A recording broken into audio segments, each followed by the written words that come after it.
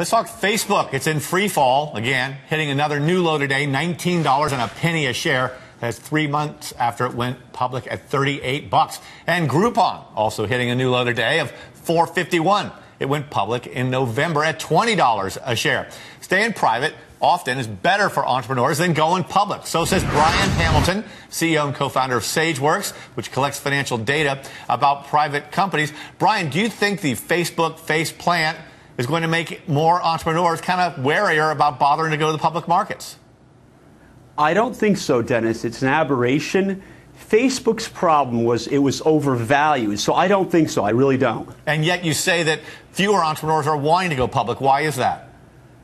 Well, here's the thing. 20, 30 years ago, the only way to get liquidity, to get a return, was to go public or sell your company. Right now, we've got secondary markets. We've got other options for entrepreneurs to get money and get a return. So that's really what's driving this. There's other negatives, too. Entrepreneurs are not form people. They're not regulation people. This is not how they're wired. They don't wake up in the morning and say, I want to file an SEC form. It's not who they are. So it's not just the return, it's all the forms, paperwork, regulation. You've got personal exposure. Look at all that together and the fact that there's other alternatives. And so right now, staying private is not a bad alternative. Right. You wrote an article on this, and you point out in the article that to do an audit for a publicly held company costs an average of $3.3 million. For a private company, it's only like $200,000. And then you said when you do a $50 million IPO, the direct costs of staging the IPO are $5 million. That's a 10% VIG going on there. Private transactions are just far more efficient and cheaper. And is it just regulation the only reason? No question. Well, it's good for lawyers and accountants, right? No question about that. But for the entrepreneurs, the carrying costs are high, no doubt about it. And really, again, Dennis, the big picture here is the market abhors a vacuum.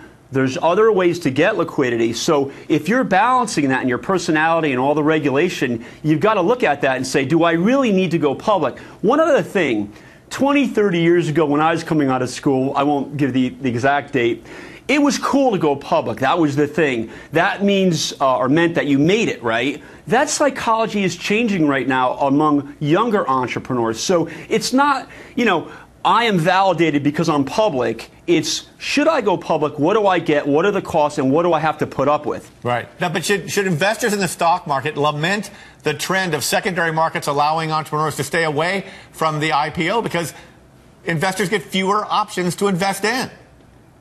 Great question. Remember, there were about 10,000, 12,000 publicly traded firms. Now there's about 4,500. It's going down. There are fewer options. Great question. But here's what's going to happen. No doubt, there's going to be a secondary market.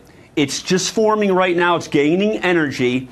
And so entrepreneurs are going to be able to raise money that way, and investors are going to be invited in as well to get those returns. Okay. Maybe we'll have you back and talk about that. Thank you very much for being with us, Brian Hamilton. Good weekend.